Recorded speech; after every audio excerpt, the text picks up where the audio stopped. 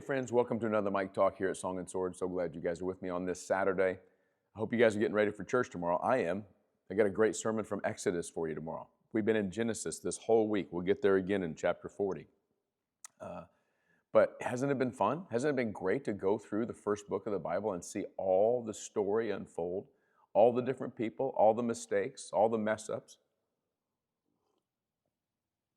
It's just really remarkable how God weaves this whole story together from the very beginning. So I hope it's been great for you. If you haven't gone through Genesis, push through. Let's get through this first book of the Bible. Then tomorrow we'll begin Exodus. If you can't make it to Jefferson Street tomorrow at our church location, 9 and 10:30 in downtown Bloomington, then tune back in here on this YouTube channel and we'll preach a sermon for you tomorrow. I'm praying for you, lifting you up before the Lord. Text prayer to the number on the screen.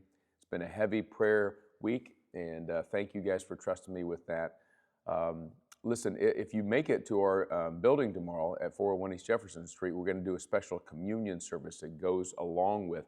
And if your friends need a good word about grace and freedom in Jesus Christ and getting out of the bondage of sin and the sacrifice it took to do that, then have them tune in tomorrow for our sermon that's called Rescued.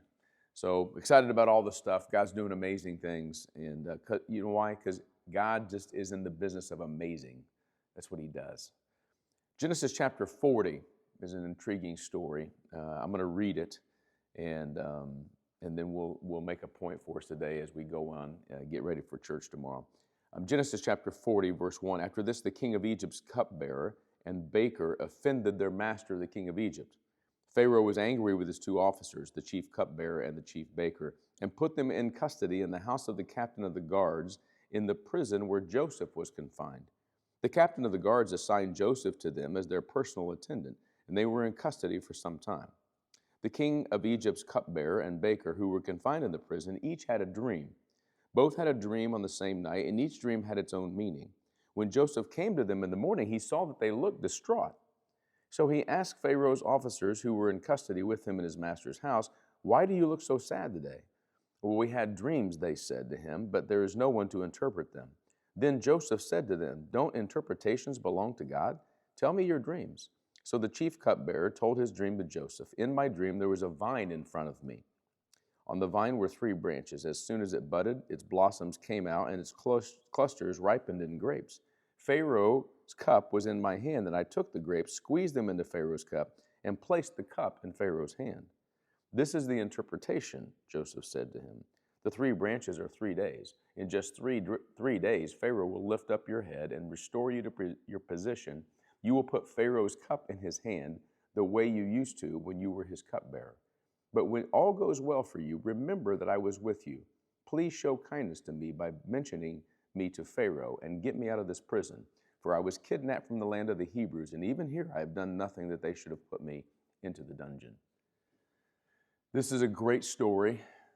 Joseph, of course, remember we've talked about this week. If you read through the book, he was kidnapped by his brothers, threatened to be killed, sold into slavery, accused wrongly, thrown into prison. Everywhere that he's gone, though, the Lord's hand has been with him.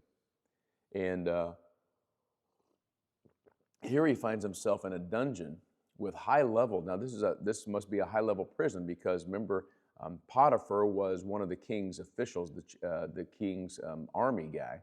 So he's in jail with the cupbearer and the baker of the king, the Pharaoh of Egypt. And even in prison, though, the guy that's in charge of the prison realizes Joseph is special and puts him in charge of the other prisoners.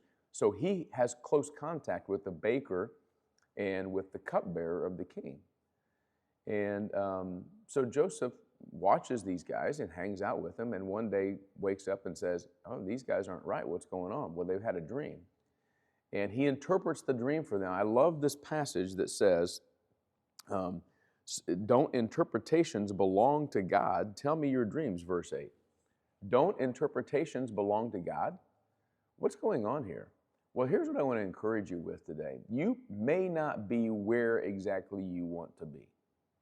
You may not have the job you want. You may be in school. You may be in Bloomington Normal. You don't want to be here in Central Illinois.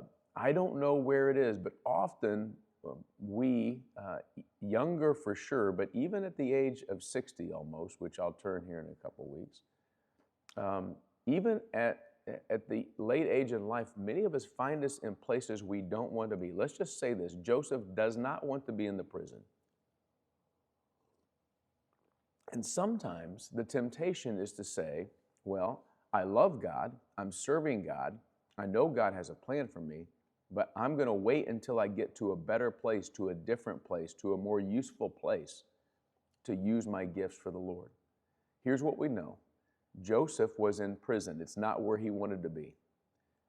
He, in fact, asked this cupbearer, please, when you get released in 3 days, tell the Pharaoh that I'm an innocent man, get me out of here. He doesn't want to be in the prison.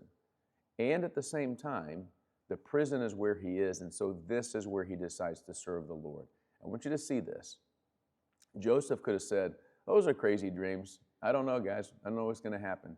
But he knew that he had a gift to interpret dreams, and he knew that dream interpretations belonged to God. Joseph had been interpreting dreams his whole life. And now in the dungeon, in the cell, when he's in despair, when he's where he doesn't want to be, what does he do? He still listens for God's voice, and he still uses his gift where he is. What an incredible testimony for us today. That where we are right now, right here, in this hospital room, in this house, in this neighborhood, in this cubicle at work, in this place where we meet people in public, wherever it is, God wants you, whether you like the place or not, to use the gift that he's given you, because you might be doing his greatest work in the place you don't want to be. Think about that for a moment. Joseph is here and he's interpreting dreams. By the way, what didn't turn out so good for the baker? The baker, his dream meant that he was going to be killed in 3 days, and both of them came true. And Joseph got stuck in prison for another 2 years, but that's another story for another Mike Talk. God bless you guys. I hope you have a great Saturday. We'll see you tomorrow.